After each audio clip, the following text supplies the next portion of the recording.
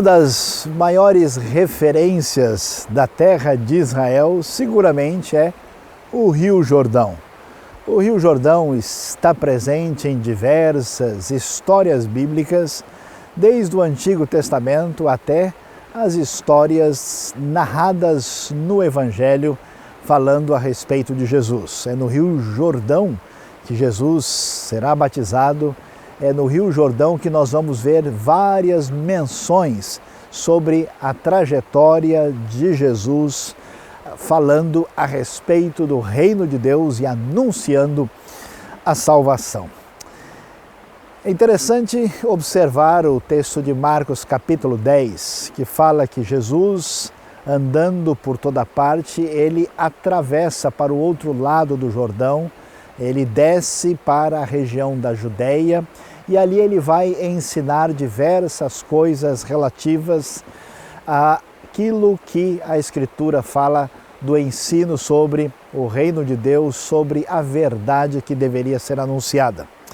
E quando o texto prossegue no capítulo 10 do Evangelho de Marcos, vai mencionar ensinos sobre diversas questões diferentes, até que a partir do verso 17, o texto vai nos falar a respeito de um tema que chama a nossa atenção, um jovem rico, alguém que tinha prosperado na vida e que chega para Jesus, chamando Jesus de bom mestre e perguntando para ele o que seria necessário fazer para herdar a vida eterna. Jesus vai reagir de uma maneira bastante significativa. Ele vai primeiro questionar por que aquele homem, sem ter tanto conhecimento de causa, chega chamando Jesus de bom e diz que somente Deus é bom. Como é que ele pode antecipadamente afirmar isso? E chama a sua atenção para ver se ele de fato tem consciência do que está fazendo e pergunta se ele conhece os mandamentos, e ele então diz que não apenas conhece, mas que tem praticado tudo desde a sua mocidade, desde que tem um tamanho, uma idade suficiente para entender o que as leis de Deus tinham a dizer. Então Jesus faz um teste interessante, falando para ele que ele deveria vender tudo o que ele tinha e entregar aos pobres, chegando exatamente no ponto fundamental, que era o problema do coração desse moço. O que é interessante quando a gente fala sobre esse texto e observa, há vários assuntos para se discutir aqui, sobre a questão de riqueza e pobreza, sobre generosidade, sobre salvação, sobre mandamentos, mas chama a atenção algo muito particular que vai aparecer no versículo de número 21, quando o texto de Marcos 10 nos fala que Jesus, olhando bem para aquele jovem, olhou muito bem para ele e o amou. E então passa a ensinar que caminho ele deve tomar para lidar com a sua questão particular de vida. Em primeiro lugar, a gente descobre que Jesus assim presta a assessoria adequada. Ele percebe onde é que está o problema daquele jovem e vai diretamente ao ponto. O jovem tinha justiça própria, achava que guardava os mandamentos. Se ele pudesse prestar bem atenção, que a gente deve amar a Deus sobre todas as coisas e o próximo como a nós mesmos, e ele vivendo numa situação de muita comodidade diante de tanta necessidade, a pergunta que se levantaria, será que ele está amando o próximo? Jesus vai direto ao ponto, mas o que me chama a atenção, que é o grande diferencial, uma espécie de segredo da liderança de Jesus, é que a liderança de Jesus é uma liderança pessoal. Preste bem atenção e tente entender comigo o diferencial de Jesus. Pense bem, aqui está um homem que afirma claramente que ele é o Filho de Deus. Ele é o Messias, ele é o Rei esperado. Pensando na dimensão do projeto de Jesus, do reino de Deus, pensando na grandiosidade de tudo que está envolvido, o que ele está ensinando, fazendo, o que você poderia esperar de Jesus? Que Jesus fosse um líder bastante reservado, que Jesus deveria estar num lugar seguro, afastado do contato direto com as pessoas. Talvez deveria ter um grande grupo de seguranças tentando impedir que as pessoas chegassem perto dele. E Jesus poderia muito bem dar uma dimensão bem assim abstrata, geral, uma ordem aos seus discípulos, e ele se manteria como grande parte dos líderes famosos e importantes deste mundo, distanciado das pessoas. A gente poderia imaginar que Jesus dissesse: escuta, pessoal, veja bem, eu sou o Messias, eu tenho uma jornada séria pela frente, a minha agenda está repleta, eu não posso atender você hoje. Olha, você faz favor de conversar com um dos meus assessores e eu vou ver o que eu posso fazer. Mas, surpreendentemente, o Evangelho está recheado, está cheio de conversas pessoais e particulares de Jesus com indivíduos, com pessoas. Jesus não é o líder de massas. Jesus não é simplesmente alguém que tem ideias que são distribuídas no atacado. Ele conversa pessoalmente.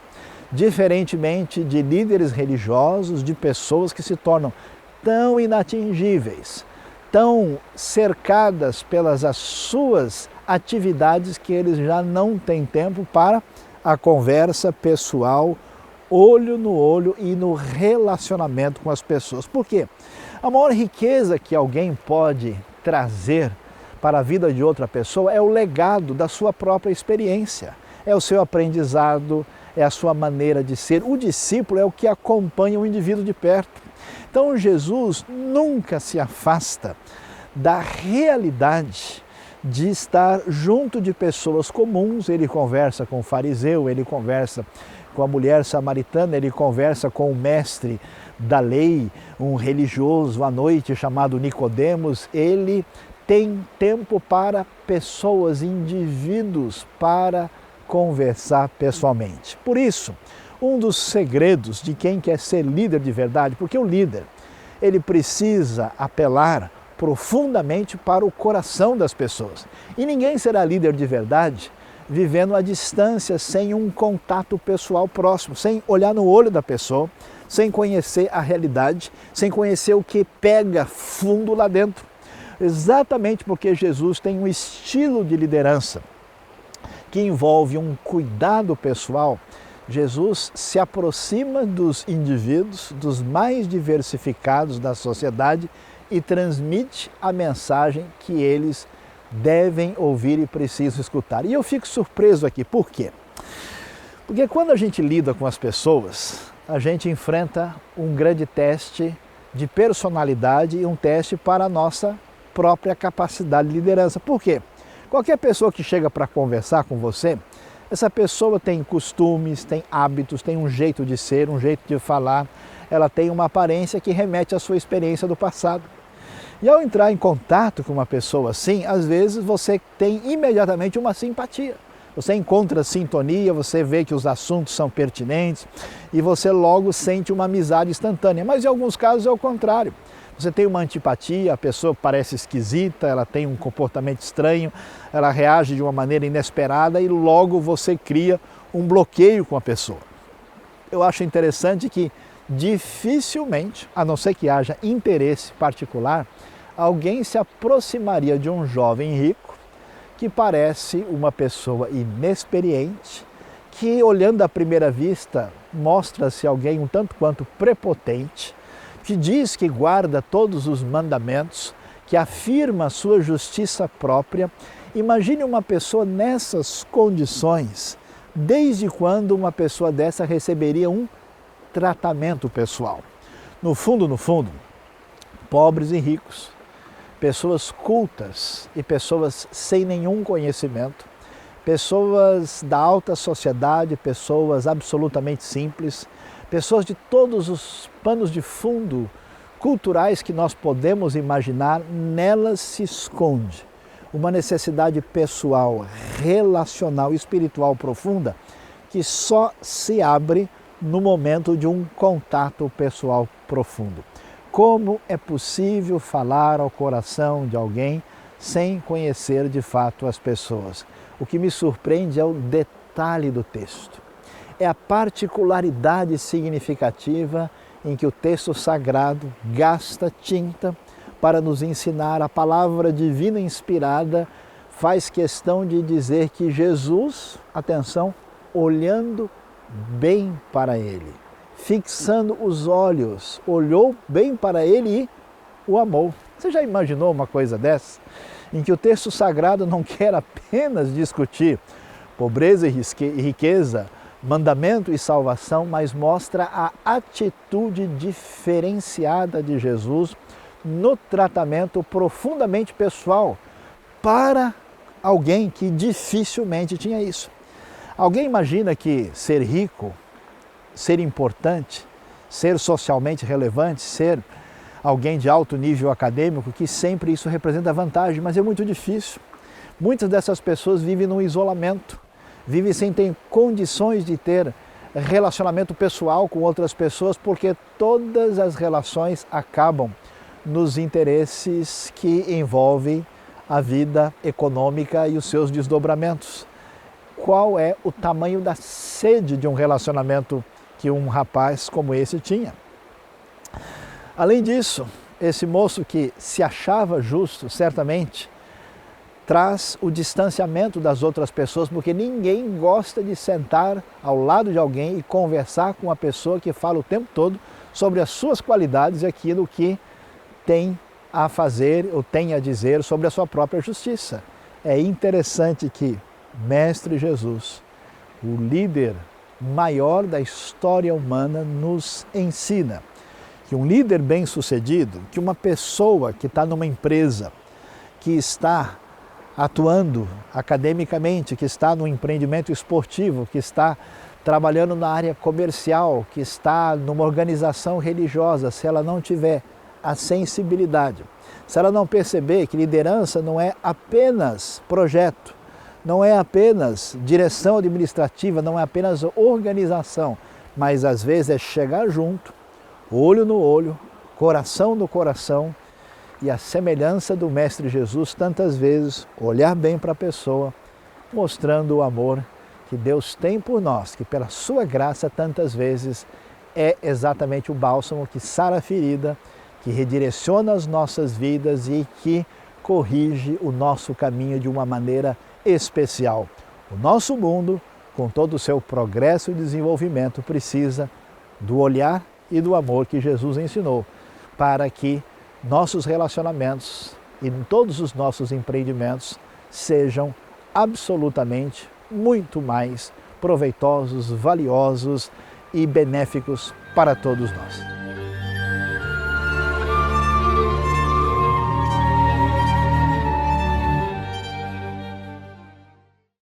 Aqui na sinagoga de Cafarnaum, perto do lago da Galileia, o lago de Tiberíades, Jesus fez a grande maioria do seu ministério descrito no Novo Testamento, que era a sua base. Nós estamos nas ruínas posteriores do século V depois de Cristo, e aqui, num nível um pouquinho abaixo, Jesus ensinou na sinagoga aqui de Cafarnaum. E é muito interessante observar a referência que João capítulo 6 vai nos trazer sobre aquilo que Jesus esteve ensinando neste lugar. Aliás, as palavras de Jesus, como em tantas ocasiões, foram palavras altamente controvertidas, que, aliás, até hoje provocam muita reação, às vezes uma reação crítica, ácida, absolutamente marcada por até mesmo um sentimento de revolta, enquanto outras pessoas ficam fascinadas e atraídas por Jesus. Aliás, as palavras de Jesus são muito interessantes, dificilmente são palavras que passam em branco, ou elas atraem a reação, a ira, a revolta das pessoas que ouvem, ou elas são extremamente cativantes e fortes. E uma das expressões mais fortes de Jesus foram ditas exatamente aqui. Jesus diz o seguinte, avisando aos seus discípulos que se alguém quisesse fazer parte do seu projeto, se quisesse segui-lo, deveria comer a sua carne e beber o seu sangue. que quem não come a sua carne, não bebe o seu sangue, não tem parte com ele. Não faz tanto tempo assim, eu li um artigo num jornal publicado no Brasil. Interessante que o articulista, bastante crítico, sugeria que o cristianismo primitivo deveria ter alguma relação com o canibalismo, o que absolutamente não faz o mínimo sentido.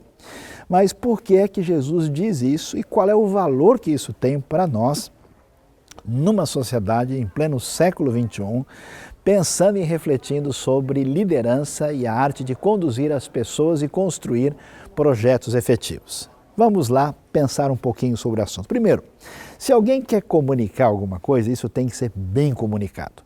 Ninguém consegue transmitir um ensinamento, consegue trazer uma palavra cativante falando de uma maneira cinza, falando de uma maneira sem cor, falando de uma maneira sem impacto. Por isso Jesus usa e gosta de usar figuras de linguagem extremamente fortes. É claro que carne e sangue vai nos lembrar bastante essa ideia de pão e vinho, vai nos fazer uma referência à ceia do Senhor, tem a ver com a ideia de alimento, existem muitas conexões, mas nada pode ser mais forte do que essa expressão, que na verdade, com toda a sua força, com todo o seu impacto, com uma espécie de metáfora inesquecível, Jesus vai trazer para sugerir a todos que entendam o que significa identificação. Não é possível desenvolver qualquer projeto só com uma ideia. Não é possível desenvolver um projeto simplesmente com uma estrutura organizacional. Às vezes a gente acompanha, por exemplo, um treinamento numa empresa e a gente descobre que as pessoas estão ali simplesmente entendendo o alvo, o objetivo, elas conseguem entender toda a sistemática da organização, mas a gente pode perceber o olhar vazio, a absoluta falta de interesse das pessoas que estão cumprindo uma tarefa conforme as exigências da empresa, mas sem qualquer sintonia de coração. Aqui nesse caso, Jesus está ensinando como a relação de identificação é absolutamente necessária para qualquer projeto que se queira desenvolver. Pensando sobre a importância da identificação, nós vamos aqui descobrir um dos mais importantes segredos que envolve a arte da liderança. É muito interessante notar e observar que muitos líderes na história humana que tentaram mobilizar pessoas fracassaram. É muito digno de nota perceber que alguns dos líderes mais, vamos dizer, capazes na mobilização de pessoas através de movimentos sociais ou até mesmo religiosos, muitas vezes não eram pessoas talvez da mais alta formação acadêmica, não eram pessoas tantas vezes de classe social elevada. E a razão principal por isso é exatamente a distância que existe entre o líder e a pessoa que está sendo liderada. Quando não existe uma identificação, não existe um sentimento de proximidade, de pertinência entre o líder e o liderado, é muito difícil que o projeto possa seguir com muita facilidade. Então essa espécie de contextualização, essa espécie de proximidade desejável é absolutamente indispensável nesse processo. Por isso um líder, quando começa a tratar com seus liderados, a primeira coisa que ele precisa fazer é exatamente estabelecer essa ponte, essa ligação, essa conexão. Às vezes é uma conexão, uma ligação que se faz de ordem cognitiva, racional, quando se identificam as ideias, isso tem um certo apelo. Às vezes você tem uma identificação de vida, de trajetória, a gente conta histórias parecidas, semelhantes, então isso traz uma relação de proximidade. E mais importante ainda, é um tipo de identificação do coração, pessoal, emocional. Quando nós percebemos que a sintonia do coração bate de maneira semelhante à pessoa com quem nós estamos andando, existe uma disposição da vontade completamente diferente. Você sabe como é difícil conquistar a boa vontade de uma pessoa. Argumentos são insuficientes, às vezes propostas vantajosas são insuficientes, mas quando há uma sintonia de coração, tudo o que você deseja, a pessoa prontamente abre o seu coração e começa a executar por causa dessa proximidade tão necessária. Mas além disso, é necessário que haja um outro elemento de proximidade que envolve, eu diria, a paixão pela missão. Aquele desejo de atingir o mesmo objetivo, que não é apenas um objetivo que se tem em mente, mas algo que significa a coisa mais importante da vida. Quando Jesus vai falar com seus discípulos e diz que quem não come a sua carne não bebe o seu sangue, isso significa uma sintonia total e completa com Ele. Significa um sentimento de pertencimento pleno, em que os discípulos agora entendiam que eles não estavam apenas ouvindo um mestre que tinha ideias maravilhosas para serem admiradas. É interessante, nós temos muitos mestres assim, metafísicos e de espiritualidades, mas é ele lá e você aqui. Você aprende as regras de contemplação, você entende como é que você entra em sintonia com o sagrado, faz os exercícios. Jesus nunca chamou pessoas apenas para seguir ideias, mas para seguir a si mesmo, para ser seu discípulo. Ele se coloca como referência pessoal e essa identificação é tão acentuada que nada mais forte, mais didático, mais impactante para transmitir essa ideia do que exatamente a expressão quem come a minha carne e bebe o meu sangue. Ou seja, a pergunta é quem é que está completamente comigo? Quem é que está sintonizado absolutamente na minha proposta que vai me acompanhar de maneira completa? Quando nós lemos os evangelhos, nós vamos descobrir que há uma espécie de transição crescente entre o que a gente chama do convite amável de Jesus, com toda a sua mansidão, bondade, humildade, para que os discípulos e os demais, porque o número dos discípulos vão crescendo, Jesus tem os 12, que é o grupo, propriamente a sua equipe, mas ele tem outros discípulos mais distanciados. Nós temos o caso, por exemplo, dos 70 discípulos que estão, às vezes, em torno de Jesus, que não fazem parte especificamente do grupo dos 12. E nós vamos ver que nesse processo há uma transição desse convite amável para uma exigência cada vez maior, crescente de comprometimento com o projeto de Jesus. E como é possível que isso funcione? Existe uma necessidade de uma profunda identificação, profunda proximidade, para que eles entendam que eles vão não só seguir os ensinos de Jesus, vão estar em sintonia com o comportamento de Jesus, mas eles estão identificados com o coração, estão identificados até o ponto de dar a vida pelo próprio Senhor, numa identificação completa. Fazer um projeto, desenvolver qualquer atividade exige necessariamente um comprometimento. Veja uma equipe esportiva, uma equipe que pretende ser campeã mundial de qualquer esporte. É impressionante a separação, a concentração, o afastamento até mesmo das pessoas mais próximas e queridas, até mesmo da família, o trabalho de sintonia do técnico, do responsável pela equipe, a sintonia entre eles, aquela concentração que envolve esforço físico, que envolve todo o trabalho absolutamente necessário para a melhor performance, mas principalmente aquilo que a gente conhece como garra, como uma coisa que vem do fundo da alma, é cada ponto comemorado, é cada gol absolutamente festejado, porque você percebe esse sentimento de pertinência. A pessoa não está apenas fazendo o melhor, ele está dando completamente a sua vida para algo que tem um significado que vai além daquele mero momento. a convocação de Jesus envolve exatamente o mesmo tipo de sentimento. É uma identificação completa. Vocês estão comigo ou não estão? Vocês estão debaixo do meu ensino, vocês estão sintonizados, vocês estão dispostos a tudo. Então, se vocês comem a minha carne e bebem o meu sangue, vocês estão em sintonia comigo. Se nós queremos desenvolver um projeto no reino de Deus, muitas vezes imaginamos que, tendo muita gente e pessoas razoavelmente dispostas, nós iremos longe.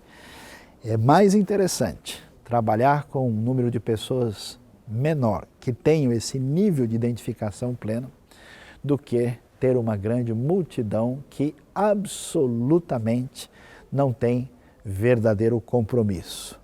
Se nós queremos fazer diferença, é necessário qualquer líder, além de apresentar estratégias, conhecimento, direcionamento, é necessário estabelecer a ponte e ele mesmo, envolvido com o seu coração e trazendo os seus liderados numa relação de envolvimento total, é a única maneira de ser absolutamente vencedor, de ser primeiro lugar em qualquer projeto que se queira liderar com eficiência e que se queira liderar da maneira correta. É muito valioso e importante aprender com o Rabino de Nazaré e conhecer os segredos da liderança de Jesus, o maior líder da história humana.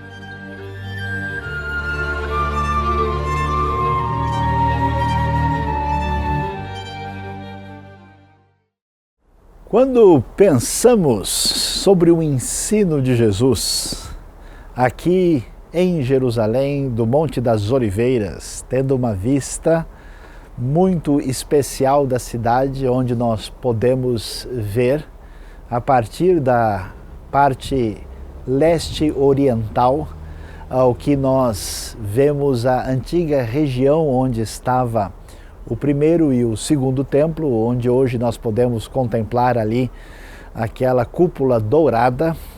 Podemos imaginar Jesus, apesar de ter ficado muito pouco tempo em Jerusalém em comparação com o seu ministério na Galileia, aqui ele vai estar com os discípulos e tantas vezes falando para as multidões e enfrentando os líderes religiosos de sua época. E aqui ele estava nas principais festas e também esteve na semana da sua paixão. E é interessante quando Jesus estava falando a respeito das coisas ligadas ao reino de Deus, ele gostava de ensinar por parábolas. Vale a pena lembrar, por exemplo, de Lucas capítulo 8, focalizando especificamente os versículos 9 e 10, quando o texto diz que Jesus, depois de ter falado a famosa parábola do semeador, o texto nos informa que ele ensinava por parábolas e diz aos seus discípulos que a eles era dado conhecer os mistérios do reino de Deus, porque ele haveria de explicar as parábolas, enquanto para outros as parábolas continuariam sem ser explicadas, vedadas, porque eles tinham o seu coração endurecido e deveriam prosseguir nessa trajetória extremamente complicada. E quando pensamos em alguém que exerce liderança, quando pensamos numa pessoa que é líder e que vai ensinar e vai dizer aos outros como deve agir e pensar a respeito da realidade, vamos prestar atenção agora à metodologia de ensino de Jesus. Como é que Jesus ensina?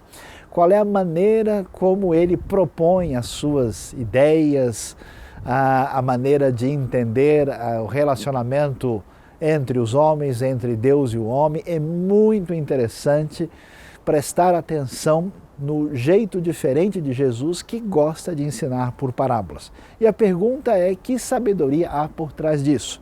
Qual é a razão por que Jesus tem esse jeito de ensinar diferenciado? Eu poderia ressaltar inicialmente que Jesus, que por tantas vezes esteve ali no templo, ensinando, falando explicando as realidades do reino de Deus, Jesus preferia usar parábolas em primeiro lugar porque a parábola é uma referência da vida cotidiana das pessoas. Jesus não ensinava de modo abstrato, não falava de realidades complexas que não poderiam jamais ser entendidas, que exigiam das pessoas algum tipo de raciocínio muito especial para saber do que ele estava falando. Não, ele falava das coisas que faziam parte do cotidiano, ele falava a respeito do grão de trigo, ele mencionava a seara, ele falava da ovelha e do pastor, ele fazia comparações basicamente agrícolas e ligadas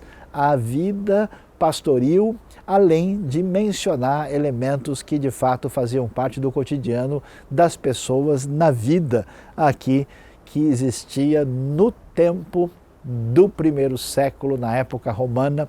Por isso Jesus então tem o seu discurso, o seu ensino de maneira muito pertinente à realidade.